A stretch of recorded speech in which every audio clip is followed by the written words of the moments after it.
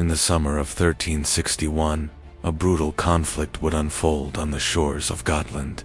A clash that would become notorious not only for its bloodshed, but for the shocking actions that would follow. Valdemar IV of Denmark, after years of rebuilding his fractured kingdom, set his eyes on the wealth and strategic importance of Visby, the heart of the Hanseatic League. But the battle that ensued would not only seal the fate of Gotland, it would forever stain Valdemar's legacy. What drove this invasion? Was it simply greed? Or was it something darker? And what role did the so-called immoral tactics play in shaping the course of history? In the mid-14th century, Denmark found itself at a crossroads. Valdemar IV, having ascended the throne in 1340, inherited a kingdom ravaged by debt, internal strife, and foreign domination. His father, King Christopher II, had left the country weak and splintered, with large swaths of Danish territory under the control of German nobles. By the time Valdemar came into power, the Danish crown had been pushed to the brink of extinction, but it was also a crown that was not willing to die without a fight. Valdemar knew that in order to restore Denmark to its former glory, he would have to act decisively. His ambition, however, was not limited to merely regaining what had been lost. His eyes turned to Gotland, an island in the Baltic Sea that was both a thriving commercial hub and a powerful symbol of wealth and influence. At the heart of Gotland was Visby, a fortified city that dominated trade routes across the Baltic, rich from the Hanseatic League's commerce. Valdemar, realizing the potential of such a prize, saw Gotland not just as a strategic asset, but as a critical piece in his larger plan to reclaim Denmark's lost prominence. But Gotland was no ordinary target. The island was the very lifeblood of the Hanseatic League, and attacking it would risk not just the wrath of the powerful merchants of the League, but also that of Sweden, which had its own designs on the region. Yet Valdemar, with his characteristic boldness, believed that the time had come for Denmark to assert itself once again at any cost. The tension between Valdemar and the Hanseatic League was palpable. They controlled the sea lanes, and with Gotland at the center of this network, any challenge to their dominance would be met with fierce opposition. But Valdemar understood that there could be no rise to power without risks that would inevitably lead to conflict. And so, in the summer of 1361, the stage was set for a confrontation that would stain the pages of history forever. With his forces ready, Valdemar embarked on his campaign. The Danish army, composed of seasoned veterans and mercenaries, made its way toward Gotland. The city of Visby, surrounded by towering walls and a vast network of defenses, had long been considered invulnerable. Its wealth and prosperity made it an enticing target for any would-be conqueror, but the defenders were confident in their ability to withstand any assault. For the people of Gotland, life was centered around trade. The city had long been a vital stop for merchants traveling between the east and west. The streets bustled with activity, and the harbor was filled with ships from all corners of Europe. It was a city that prided itself on its neutrality, a place where business thrived regardless of the politics of the surrounding kingdoms. But this neutrality would be tested when word spread of Valdemar's approach. The citizens of Visby, knowing that their city was under threat, prepared for the worst. A call for militia was issued, and every able-bodied man, from the young to the old, was summoned to defend the walls of the city. It was a desperate effort, as they knew that without significant reinforcements, their fate would be sealed. As the Danish fleet approached, the people of Gotland had no illusions about the power of their enemy. Valdemar's reputation as a ruthless and calculating leader preceded him, and they feared that the coming battle would not be one of honor, but one of merciless conquest. The city's defenses, while formidable, were not built to withstand a siege from such a determined force. The outcome seemed all but certain. Yet, despite the odds, the Gotlandic defenders were resolute. Their militias, though hastily gathered, would not go down without a fight. They had the home field advantage, and their knowledge of the terrain could give them the upper hand. But the Danes, seasoned in battle, and led by a king with nothing to lose, were an unstoppable force. As they landed on the shores of Gotland, the fate of the island was sealed in a way no one could have anticipated. The initial skirmishes were brutal, with the Danes overwhelming the Gotlandic militias at every turn. However, the defenders did not relent. They fought with the desperation of men protecting their homes, and the battle soon escalated into something far beyond a mere clash between two armies. The city of Visby, despite its advanced fortifications, was in danger of being breached. The tension in the air was palpable as the sound of clashing steel echoed through the streets. Valdemar, ever the tactician, understood that the key to victory lay in breaking the defender's spirit. He did not want a prolonged siege. Instead, he sought to make an example of Visby, a city that had stood as a symbol of Hanseatic power in the region. The Danes were prepared to employ every measure necessary to force the city to surrender. But what happened next would shock even Valdemar's own men. As the Danish army prepared for a final assault, the defenders of Visby, unable to hold out any longer, made a fateful decision. The citizens, who had once prided themselves on their neutrality, chose not to join the battle. Instead, they closed the gates of the city and locked themselves inside, abandoning their comrades outside to face the Danes alone. It was a decision that would forever mark the battle as not just a military conflict, but a betrayal. The inhabitants of Visby, for all their wealth and power, had chosen self-preservation over honor. They had abandoned their fellow men to their fate, choosing to let the city's walls and riches protect them, rather than risking their lives in the defense of what they had built. The betrayal was not lost on Valdemar, and it would have profound consequences on the outcome of the battle and the city's future. The Danes, emboldened by the disarray within the city, pressed their advantage with ruthless efficiency. The result was swift and decisive, a massacre unlike any seen before in the region. The citizens of Gotland, once so confident in their invulnerability, were slaughtered by the tens of thousands. The battle that unfolded at Visby on July 27, 1361, was as much a psychological victory for Valdemar as it was a physical one. The sudden betrayal of the city's inhabitants, who had sealed themselves inside the safety of their walls, left the defenders on the outside with no chance to stand against the Danes. Valdemar's forces moved swiftly,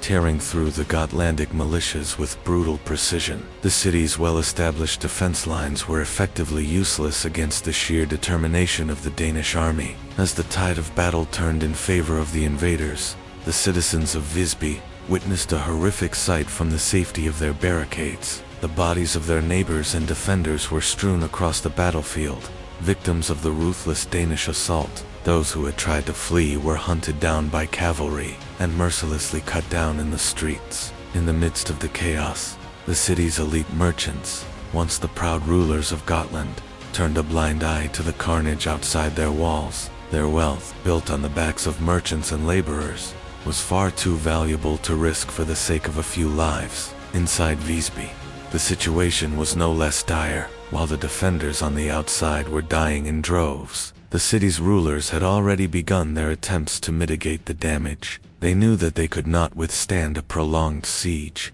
and they feared what might come next. Valdemar was known not only for his military acumen, but also for his brutal tactics. He had already proven his willingness to go to great lengths to secure his rule. The thought of what would happen to Visby after such a brutal attack was enough to send the city's leaders into a state of panic. In the wake of the violence outside, they began a desperate negotiation. Visby would surrender to the Danes in exchange for their lives and their wealth. Valdemar, ever the pragmatist, accepted the terms, but imposed a steep price. The citizens of Visby, in an effort to avoid total destruction, were forced to give up the riches they had accumulated over the years. As the city's gates were opened to Valdemar's forces, the once proud Hanseatic stronghold was now reduced to a shadow of its former self, its wealth looted and its people humiliated. But it wasn't just the riches of Visby that Valdemar sought. The city had long been a key point in the trade routes of the Baltic.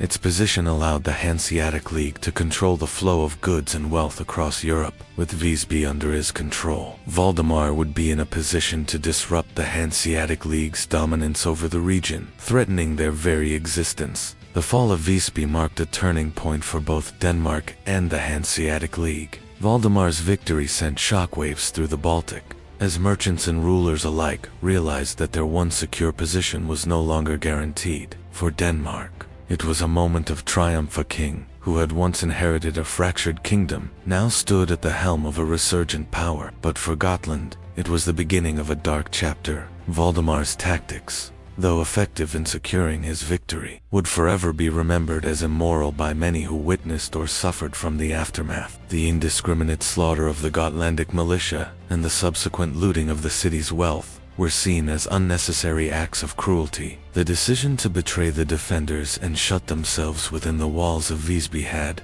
in the eyes of many, sealed the fate of the citizens.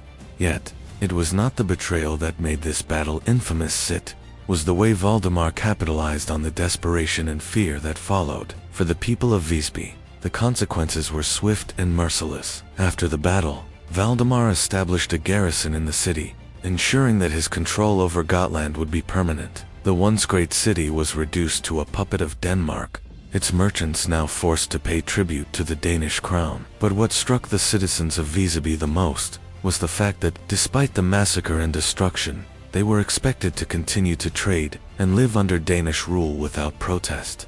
Valdemar had won not only a military victory, but a psychological one. He had broken the spirit of Visby, and with it, the spirit of the Hanseatic League. Visby's fate would serve as a stark reminder to the surrounding kingdoms of the lengths to which Valdemar was willing to go in order to secure his rule. The fall of Gotland marked the beginning of a new phase in Danish history, one that saw Valdemar solidify his power and embark on further military campaigns to extend Denmark's influence across the Baltic.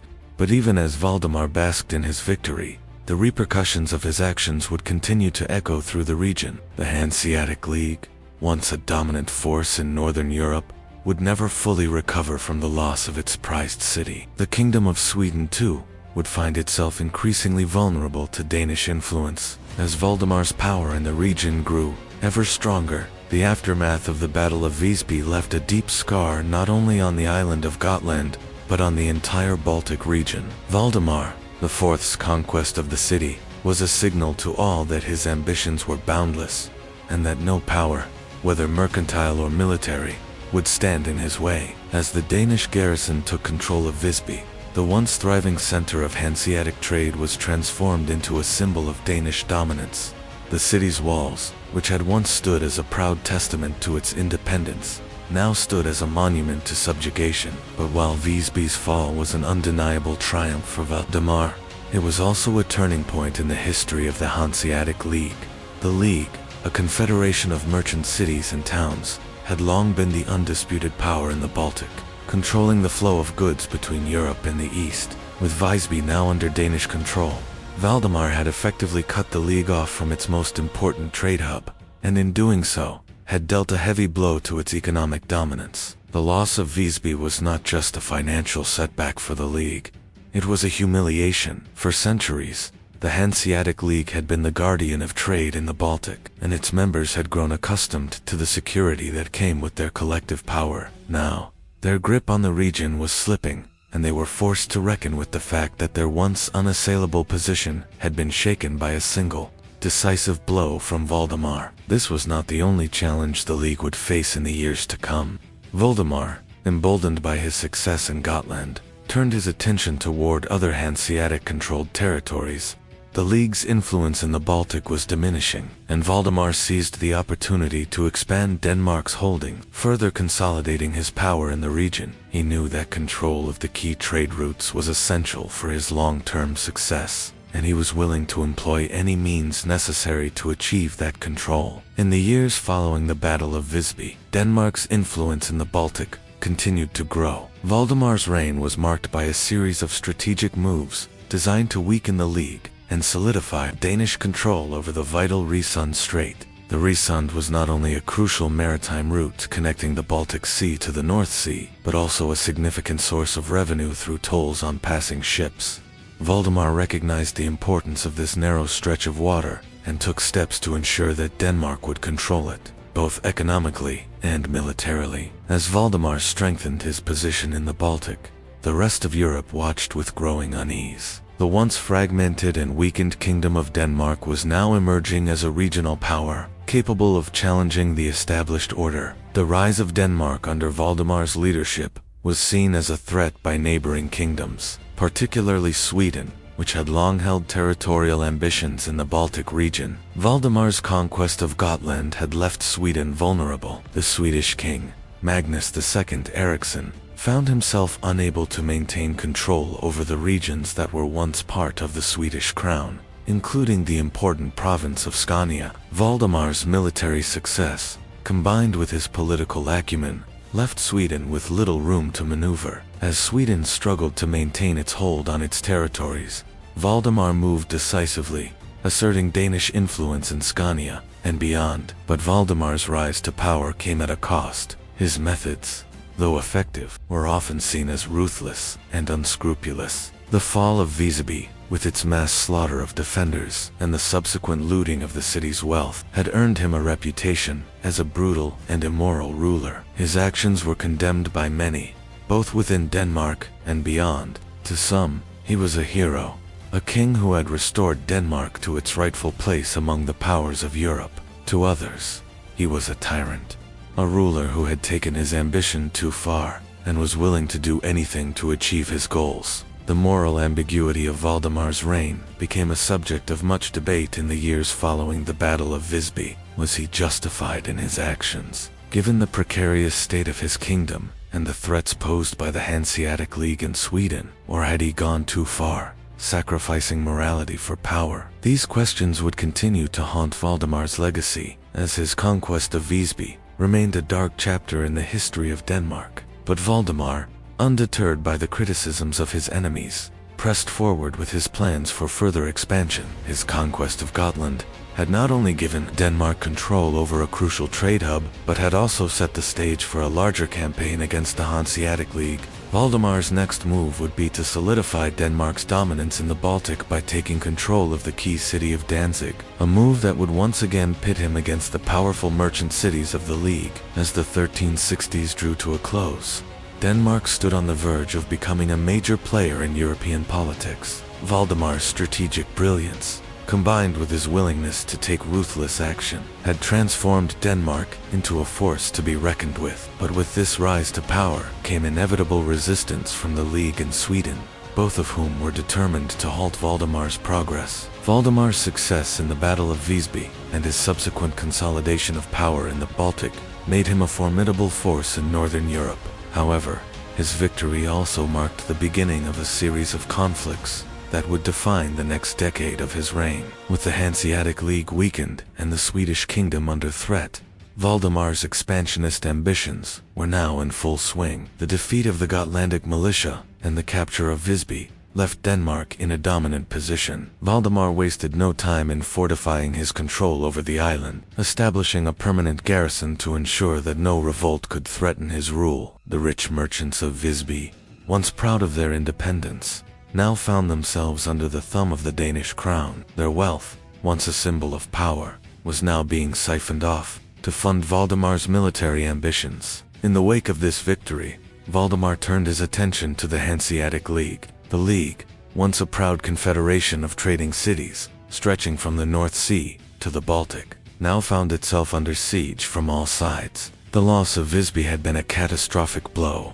but Valdemar was not content with simply weakening the League. He sought to dismantle its influence entirely. With Denmark in control of Gotland, the Redefined Strait became a vital point for Valdemar to leverage his newfound power. The strait connected the Baltic to the North Sea, and with it came the ability to regulate trade in the region. Valdemar's imposition of tolls on merchant ships passing through the Redefined brought immense wealth to the Danish crown. The revenues from these tolls would fund Valdemar's campaigns and his efforts to further secure Denmark's position in the Baltic.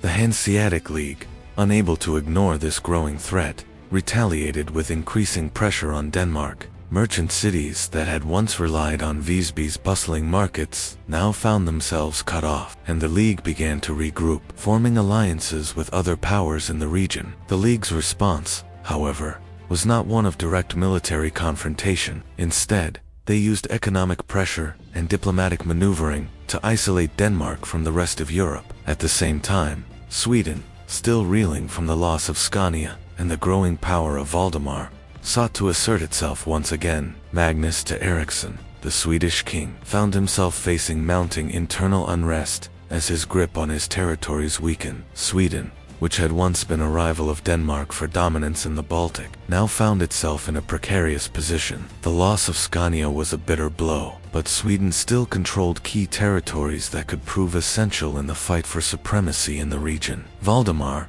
ever the opportunist, saw Sweden's vulnerability as an opportunity. In 1363, he launched a campaign to solidify Denmark's control over the region and bring Sweden to its knees. The Danish king moved swiftly, invading Swedish territory and targeting key strongholds. His forces, bolstered by mercenaries and loyal nobles, swept through the northern regions of Sweden with little resistance. The Swedish crown, already weakened by internal divisions, was unable to mount an effective defense. The Swedish campaign was a turning point in Valdemar's reign. His forces took several key cities, and soon, Denmark had regained control over the strategically important regions of Scania and Bleking. Valdemar's swift and brutal tactics left the Swedish king in a desperate position, forced to negotiate for peace with Denmark. The Swedish defeat only solidified Valdemar's position as the preeminent power in the Baltic. However, the success of this campaign came at a high cost. The brutality of Valdemar's tactics, his relentless pursuit of power, his willingness to engage in massacres, and his disregard for the lives of those who stood in his way, had earned him the scorn of many. While his actions secured Denmark's dominance in the region, they also made him a deeply polarizing figure. For some, he was a hero who had restored Denmark to its rightful place. For others, he was a tyrant who had sacrificed honor for personal gain. Despite the controversy surrounding his methods, Valdemar's reign continued to strengthen as he consolidated his power in both Denmark and the Baltic. His control over the Resund Strait and the strategically important regions of Gotland, Scania, and Bleking gave him unparalleled leverage over the Hanseatic League and Sweden. With his power secure, Valdemar could now turn his attention to expanding Denmark's influence even further. In the years following the Swedish campaign, Valdemar turned to the east, where the Teutonic Order, a powerful military and religious organization, was expanding its influence. The Teutonic Knights had long been a threat to Denmark's interests in the region, and Valdemar knew that they would be a formidable adversary if left unchecked. The growing presence of the Teutonic Order in the Baltic posed a direct challenge to Danish ambitions, and Valdemar sought to neutralize this threat before it could become a serious issue. The conflict with the Teutonic Knights would take the form of a series of skirmishes and political maneuverings. As Valdemar sought to weaken the Order's influence in the region, he used his alliances with the Catholic Church and other European powers to undermine the Order's authority, while also building up Denmark's own military strength to counter any future threats. Valdemar's campaigns in the east would continue to define his reign as one of expansion and conquest. But despite his growing power, he could never escape the shadow of the Battle of Visby. The immorality of his actions there, the slaughter of the defenders, the betrayal of the Gotlandic people, and the subsequent looting of Visby's wealth would continue to haunt his legacy. For many, the memory of Visby was a reminder that Valdemar's rise to power had been built on blood and betrayal. As Valdemar IV's reign continued to unfold, his ambitions only seemed to grow. Having dealt with the Hanseatic League in Sweden, the Danish king now had his sights set on the further consolidation of power in the Baltic. The riches of Visby had added to the coffers of Denmark, enabling Valdemar to finance military ventures and shore up his defenses. With the League weakened, Sweden in turmoil, and his own kingdom solidifying its grasp on key territories, Valdemar looked to expand Denmark's influence even further. But with power came resistance. The brutality of Valdemar's tactics, particularly in the Battle of Visby, had earned him enemies, not only in Sweden and the Hanseatic cities, but within his own ranks. His ruthlessness, once hailed as a necessary evil to restore Denmark's former glory, began to alienate some of his allies. Within the Danish nobility, there were whispers of discontent. While many were loyal to Valdemar for his military successes and his ability to bring wealth to the kingdom, others began to question whether the king's actions were leading Denmark down a dangerous path. One of the main points of contention was the tolls Valdemar had imposed on ships passing through the Resund Strait. While these tolls had brought in a vast fortune, they had also angered merchant fleets and neighboring powers. Denmark's growing monopoly on the vital passageway began to spark outrage in the surrounding kingdoms. particularly the Hanseatic League, which saw its commercial interests under threat. Valdemar's refusal to negotiate or ease the tolls made him a pariah in the eyes of many, further isolating Denmark from its former allies. Yet, despite the mounting resistance, Valdemar remained steadfast. His vision for Denmark was clear. He sought to restore the kingdom to its former prominence, and nothing, neither internal dissent nor external pressure, could stand in his way. He continued to push forward with his plans, focusing on securing Denmark's influence across the Baltic. As the 1370s dawned, Valdemar's empire in the north was a formidable one. Denmark had gained control of key territories like Gotland, Scania, and parts of northern Germany, and the Danish fleet ruled the seas. But with this newfound power came increasing conflict. The Hanseatic League, though fractured, was far from defeated, and it began to regroup, using its wealth and influence to challenge Valdemar's rule. The League's remaining cities began to form new alliances with rival kingdoms, while also stirring up dissent within Denmark's occupied territories. Sweden, still smarting from its defeat at the hands of Valdemar, began to rebuild its strength. Magnus to Ericsson, though weakened, sought to reclaim the lands lost to Denmark. Sweden's nobles, emboldened by the king's calls for revenge, began to rally together, threatening a return to war with Denmark. Valdemar, despite his military successes, now faced the daunting task of holding together a kingdom stretched across a volatile and hostile region. One of the most pressing challenges for Valdemar was the question of succession. Despite his remarkable rise to power, he had few male heirs, and the political landscape of Northern Europe was shifting rapidly. If Valdemar's reign were to falter, Denmark could fall into chaos, and his enemies would pounce on the opportunity. The uncertainty surrounding Denmark's future led Valdemar to make difficult decisions, ones that would impact the kingdom for years to come. In 1375, Valdemar took a step to secure his legacy by arranging a marriage between his daughter, Margrethe, and the future king of Norway. This marriage would ultimately pave the way for the formation of the Kalmar Union, a political alliance that would unite Denmark, Sweden, and Norway under a single crown. While the union would strengthen Valdemar's position in the short term,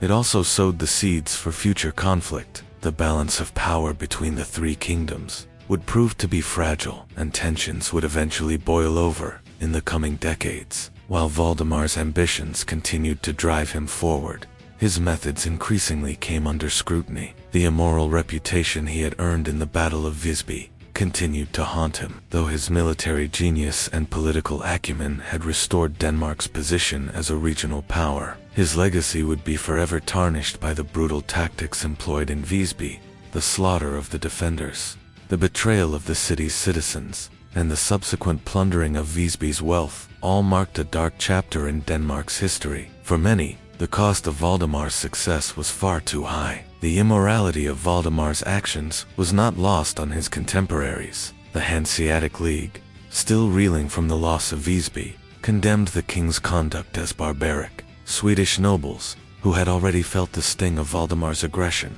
saw him as a tyrant, bent on expanding his empire at any cost. Even some within Denmark began to question whether the price of power was worth the bloodshed that had come with it. Yet Valdemar remained resolute. He had restored Denmark to prominence, and in his eyes, the ends justified the means. For a king who had inherited a fractured kingdom on the brink of collapse, the conquest of Visby and the subsequent expansion of Denmark's influence across the Baltic represented a stunning achievement. But history would judge him harshly for the way he achieved that success. As the 1370s progressed, Valdemar's grip on power began to weaken. The tolls on the Risund, which had once been a source of immense wealth, became a point of contention, driving Denmark further into isolation. Meanwhile, Valdemar's personal health began to decline. His ability to lead the kingdom in the way he had once done was slipping away, and with no male heir to succeed him, the future of Denmark became uncertain. Despite his efforts to secure a union between Denmark, Sweden,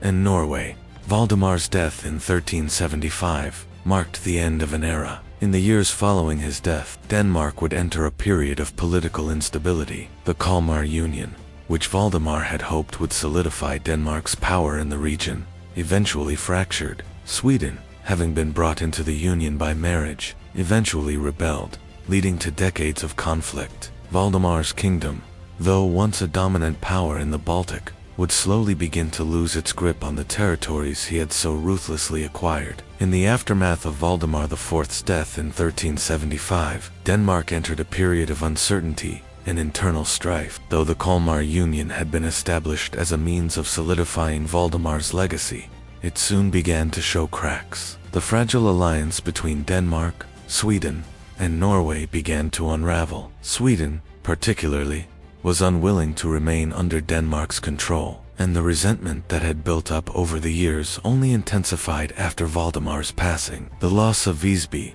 the bloody conquest of Gotland, and Valdemar's ruthless strategies had left a bitter taste in the mouths of his contemporaries.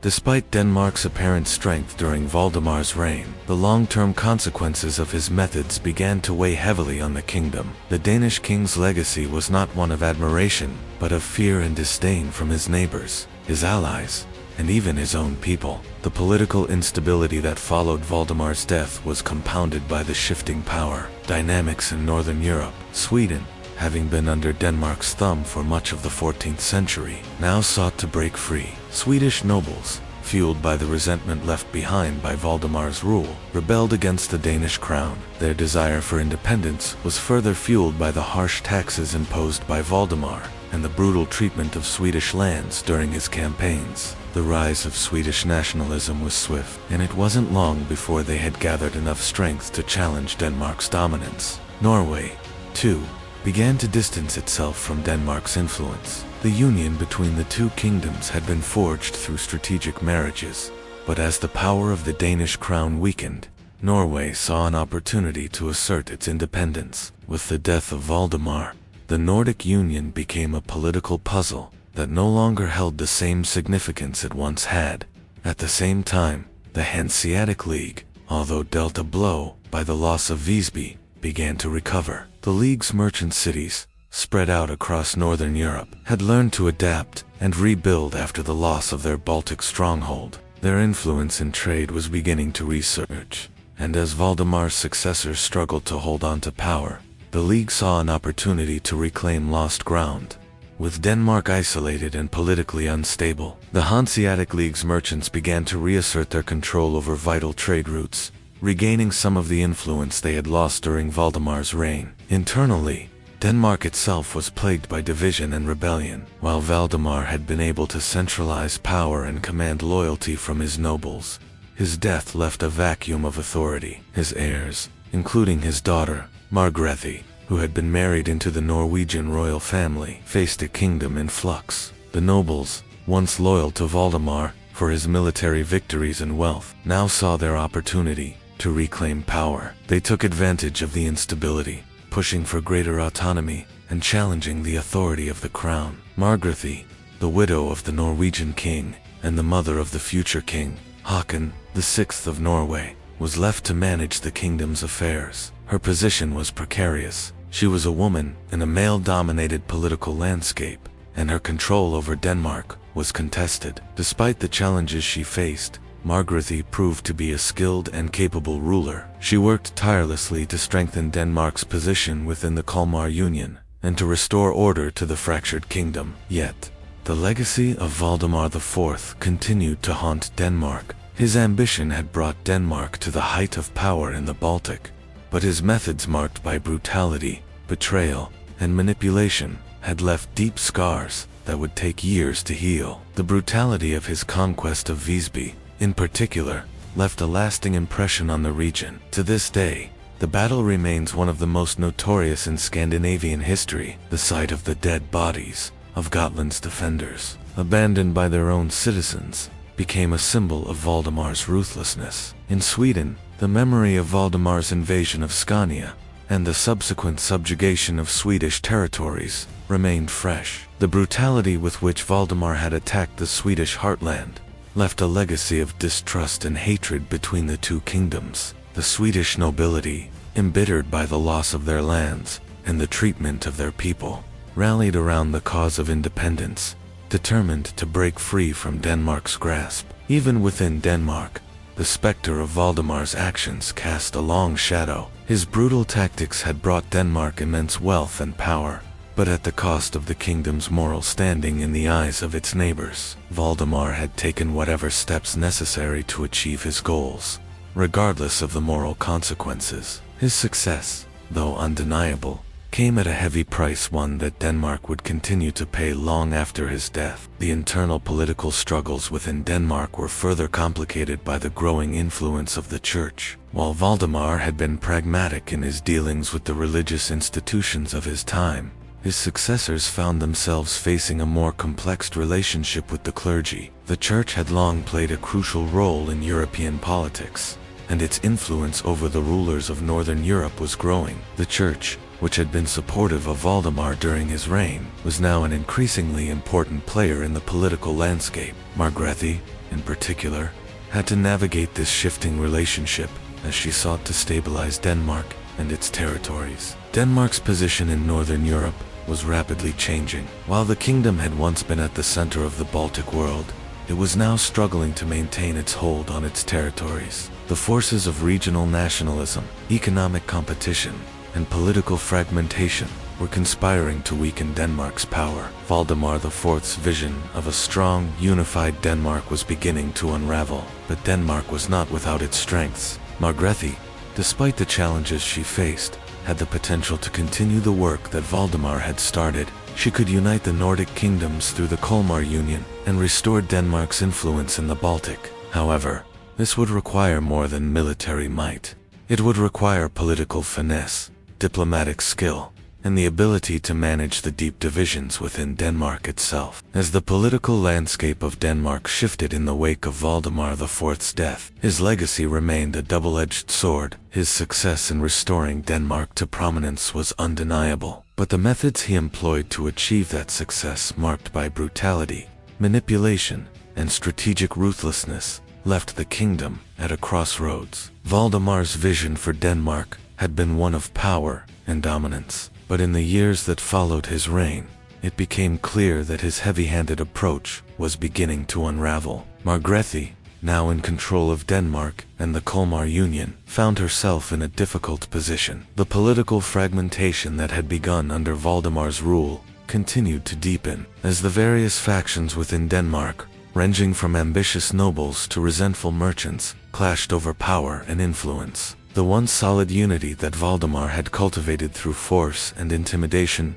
now seemed fragile. Margrethe's task was to repair the damage and ensure the survival of the Union, but the road ahead was fraught with challenges. The memory of Valdemar's conquest of Visby loomed large over the political atmosphere in Denmark and beyond. The brutal slaughter of Gotland's defenders, the betrayal by the city's inhabitants, and the subsequent plundering of its wealth were events that had left a lasting scar on the region. Visby, once a vibrant trading hub in the Baltic, had become a symbol of Denmark's ruthless rise to power. For many, the Battle of Visby marked the beginning of a new era of Danish dominance, but it also marked the end of the old ways of diplomacy and negotiation. Margrethe, aware of the tarnished legacy left by her father's reign, was determined to forge a different path. While she understood the necessity of military power in maintaining Denmark's position in the Baltic, she also recognized that a more diplomatic approach would be required to secure long-term stability. The days of brute force and conquest were over. If Denmark was to survive and thrive in the increasingly complex political environment of Northern Europe, it would need to rely on alliances and strategic diplomacy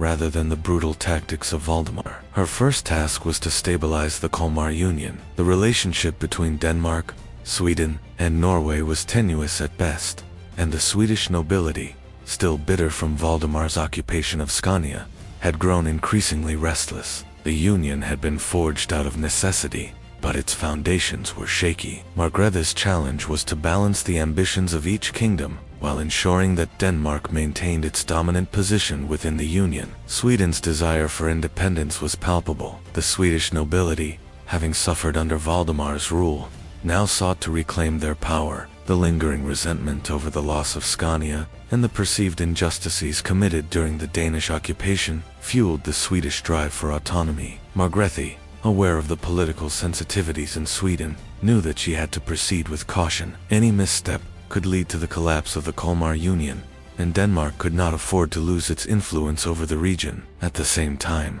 Norway, under the leadership of Margrethe's son, King Haakon VI, was also beginning to assert its own interests. Norway had been brought into the Kalmar Union through strategic marriage, but the country's nobility was eager to see their own influence grow. Margrethe had to walk a fine line between appeasing the Norwegians and maintaining control over the Union. Her ability to navigate the delicate balance between the three kingdoms would determine whether the Kalmar Union could endure or whether it would fall apart in the face of regional pressures. Internally, Margrethe faced her own set of challenges.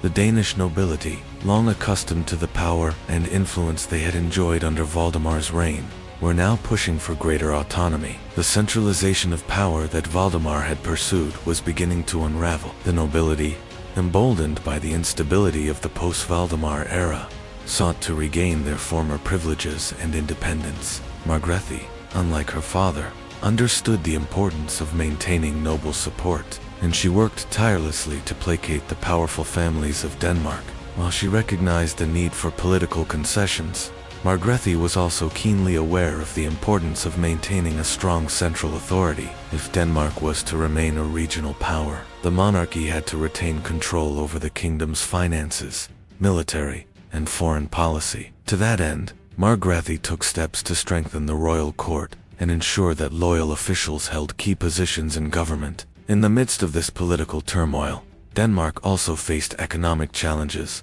The wealth that had been amassed during Valdemar's reign, primarily through tolls on the Resund Strait and the looting of Visby, was now beginning to dry up. The Hanseatic League, despite its losses, was recovering and regaining its influence in the Baltic. The League's merchants, once thwarted by Valdemar's control of trade routes, began to reassert their dominance over the region's commercial network. As a result, Denmark found itself increasingly isolated from the lucrative trade routes that had once been the lifeblood of its economy. Margrethe knew that Denmark's survival depended on more than just military power. She needed to restore Denmark's position as a trade hub and secure alliances with other powers. The Kalmar Union, though a useful tool for consolidating Danish influence, would not be enough to ensure Denmark's long-term prosperity. Margrethe had to find ways to integrate Denmark into the broader European economy and re-establish its commercial connections. The challenge of rebuilding Denmark's economic fortunes was compounded by the growing threat from the Teutonic Order in the east. The Order,